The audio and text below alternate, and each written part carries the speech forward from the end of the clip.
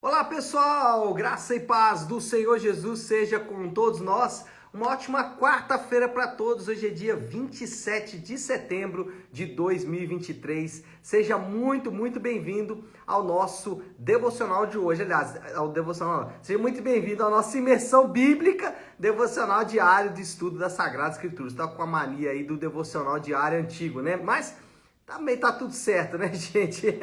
Faz parte. Vamos lá. Hoje, dando sequência, então, ao nosso imersão bíblica, a gente vai falar de Gênesis, capítulo 38. E o tema do devocional de hoje é o pecado de Judá. Não há como não abordar o que acontece aqui com a vida de Judá. Agora, já uma introdução, já de maneira introdutória, o capítulo 38 de Gênesis não dá para ser lido sem o 39. Nós vamos fazer isso porque temos boas lições nos dois capítulos, mas eles estão interligados. Por quê? No 38, nós vamos ver Judá tendo relações sexuais com a sua nora que se disfarçou de prostituta. É um rolo, né?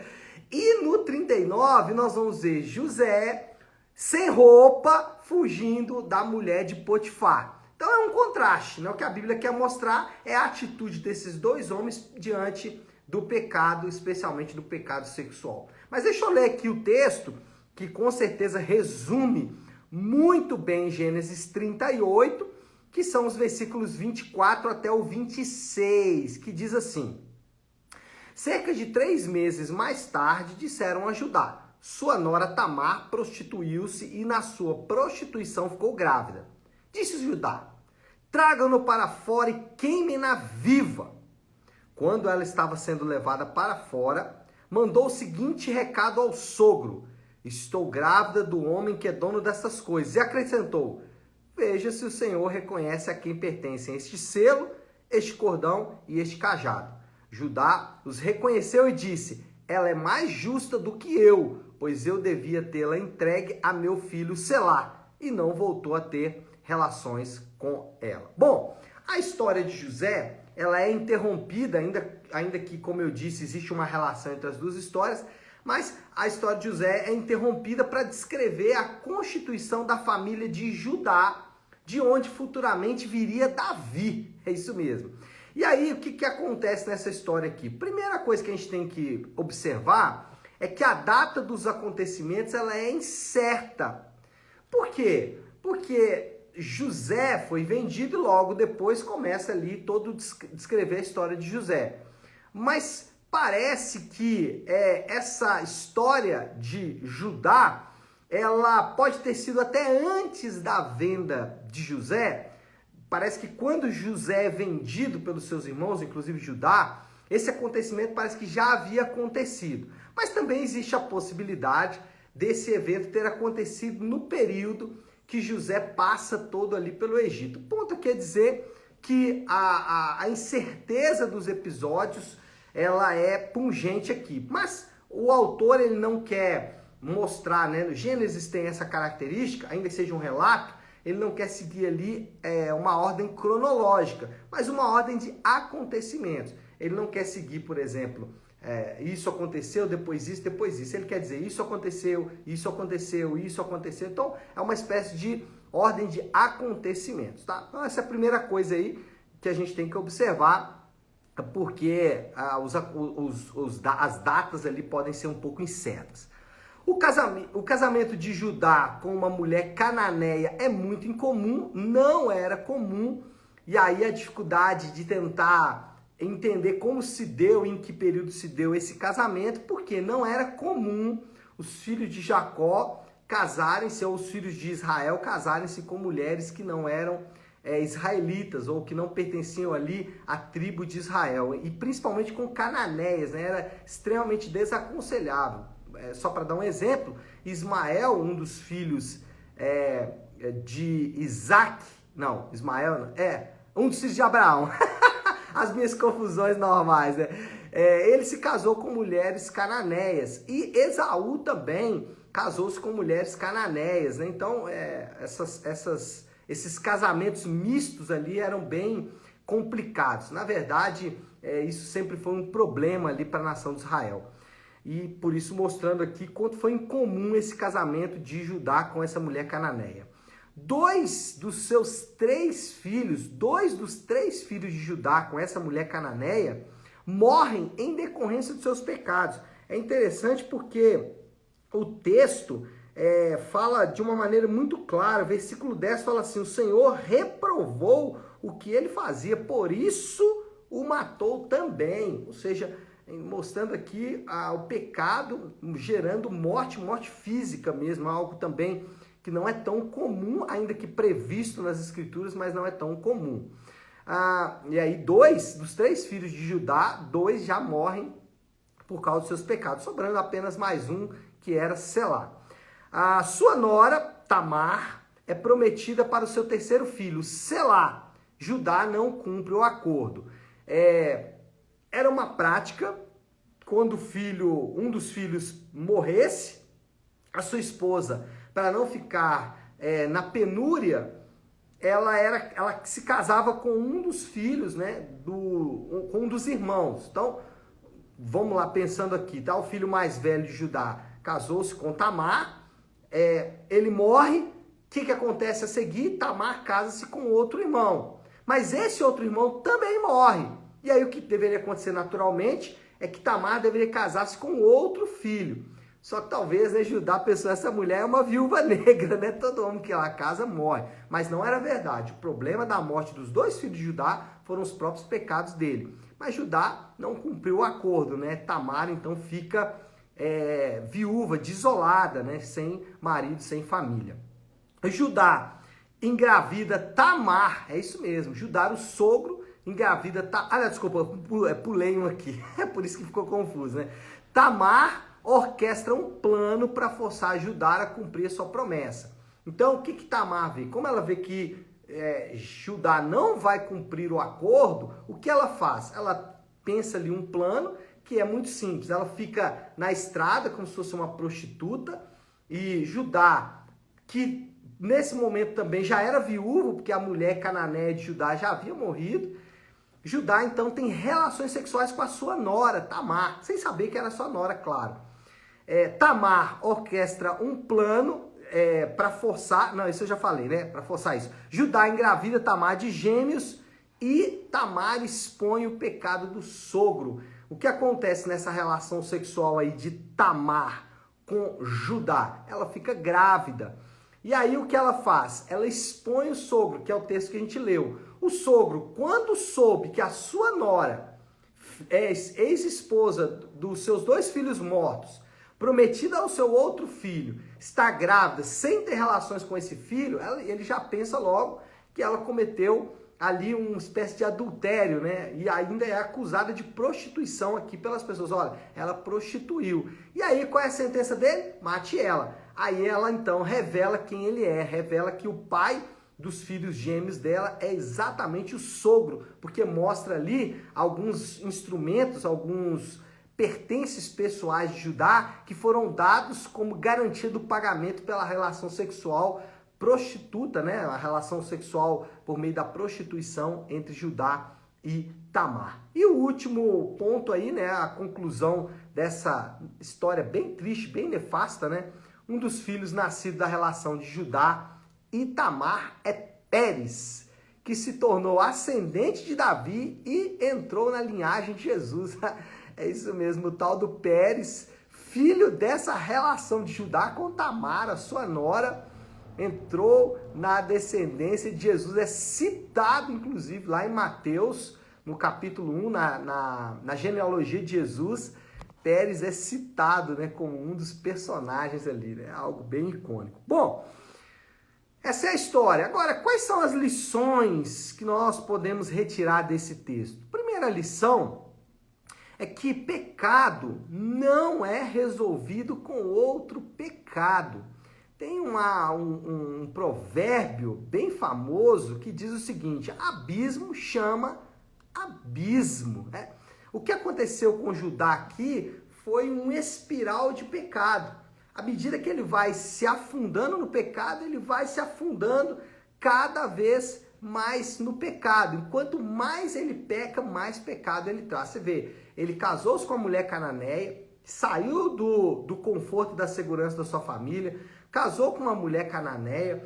os seus filhos seguiram o seu espiral de morte, depois ele comete um outro crime ao não dar o seu filho em casamento à nora, depois, né, ainda que esse pecado aqui seja um pouco mais cultural, né, mas tudo bem, vou trabalhar como se fosse, tá? Depois ele tem uma relação sexual ilícita com a própria nora, depois manda matar a nora de maneira cruel, sem entender a história. Depois, quando o seu pecado é exposto, ele tenta disfarçar o pecado, ou seja, é um espiral, né? Um abismo puxando outro abismo. Então, a gente aprende com isso que pecado não pode ser resolvido com vontade humana.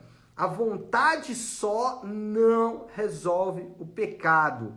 Também, o pecado não pode ser resolvido com ascetismo. O que é isso? Vida monástica, né? Vida distante da realidade. Os monges do passado tentaram isso, né? E falharam espantosamente, dolorosamente, né? Então, eles iam lá para os monastérios, distantes de tudo, para tentar resolver o problema que era do coração. Paulo vai chegar a dizer sobre isso, né? Que as tentativas externas de resolver o pecado não resolvem o pecado. E pecado também não pode ser resolvido com pecado, né? Infelizmente, pessoas, e nós às vezes somos levados a pensar de que se eu for resolver uma situação ruim, eu posso cometer um pecado. Não é assim. Então, o pecado não pode ser resolvido com essas coisas. E o que o pecado produz? O pecado produz, primeiro, cegueira, né? Você vê que Judá estava cego.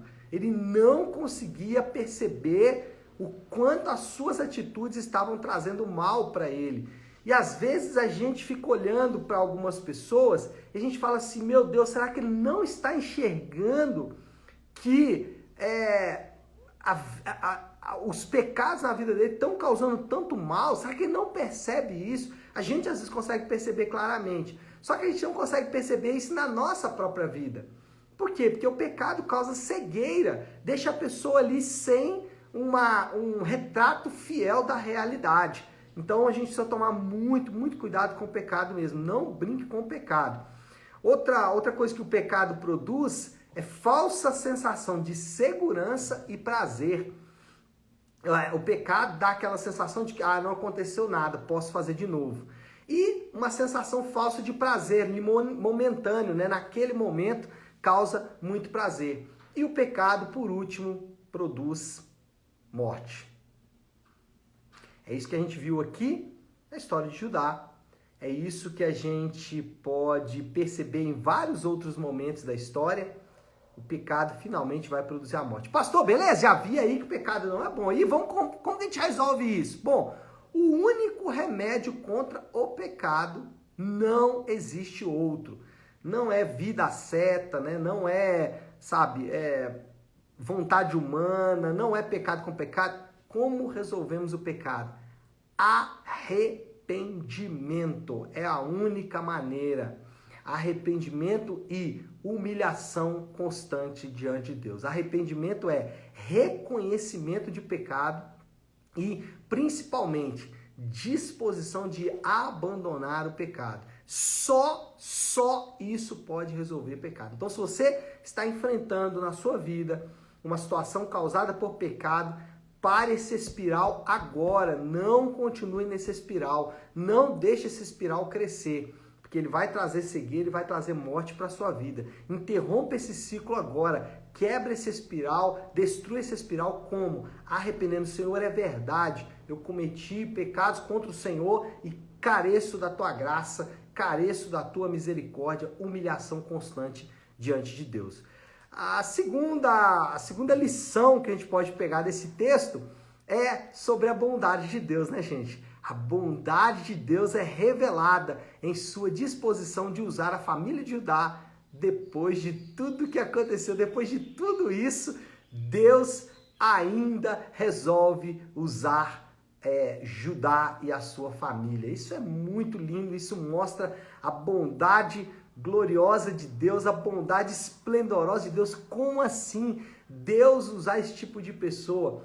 nós temos a tendência a descartar esse tipo de pessoa. Nós somos chamados pela geração moderna para descartar pessoas que não nos impulsionam, mas Deus usa essas pessoas. Isso é absolutamente maravilhoso, porque isso nos dá uma esperança, isso nos dá um conforto, uma segurança, né? Isso acende a chama da nossa confiança, porque poderíamos desistir, poderíamos cansar, mas não, olhamos para essa história e falamos, Deus é bom.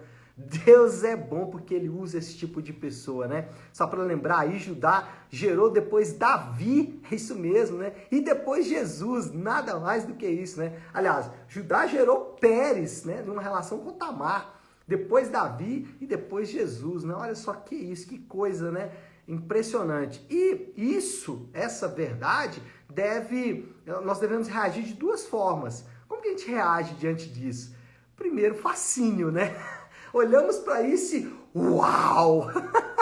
Ficamos fascinados com a bondade, com a glória de Deus, com a misericórdia de Deus. Olhamos para isso e ficamos assim impressionados que Deus é esse, né? Que usa pessoas como Judá, como Pérez, como Davi, como pode usar pessoas como eu, como você, né? É impressionante. Mas também gera humildade, né? Gera humildade, porque não temos do que nos orgulhar diante de Deus. Não temos. Nós somos como Judá, nós somos como Pérez, nós cometemos os nossos crimes, os nossos pecados, e ainda assim Deus nos usa, né? Então, temos que nos humilhar diante do Senhor e reconhecer que não é por nós mesmos, não é pela nossa capacidade, nem pela nossa linhagem, mas é pela bondade sempre abundante de Deus. Bom, moral da história então, situações constrangedoras como essa podem nos colocar de joelhos diante da misericórdia e do amor de Deus. Situações que nos constrangem como essa vão nos colocar diante de Deus, de joelhos, falando, Deus, o Senhor é bom. Ai, meu Deus do céu. E o desafio do Léo aí para esta quarta-feira? Qual a aplicação final de tudo isso que falamos? Bom, penso que a aplicação aqui é muito simples, né? Olhe para a feiura do pecado, contemple a bondade de Deus e o adore. Isso deve gerar em nós essa sensação de que o nosso pecado nos afasta de Deus, a bondade de Deus nos atrai para Ele e nós não servimos por obrigação, mas por adoração. Quando adoramos a Deus e fazemos tudo para a glória de Deus, a obrigação fica de lado, entra em ação então a adoração. Não faça nada por obrigação, porque isso não é capaz de refrear o pecado. O que refreia o pecado é exatamente uma vida de arrependimento e adoração a Deus. Tá certo, meu povo? Bom, acho que podemos orar já. Se você puder ir para um instante o que está fazendo e vamos juntos buscar a Deus em oração. Querido Deus, Pai de amor, graça e misericórdia. Senhor, ao contemplarmos a história de Judá, nós podemos nos identificar tanto com esse indivíduo. Seus erros, pecados, equívocos são parecidos com o meu, com o dos meus irmãos. Mas também, Senhor Deus, ao olhar a história desse homem e ver a bondade do Senhor, nós podemos ser animados, desafiados, inspirados.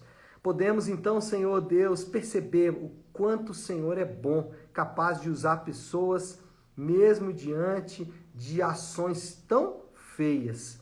Obrigado, Senhor, porque a Tua misericórdia nos alcançou, a Tua bondade nos alcançou.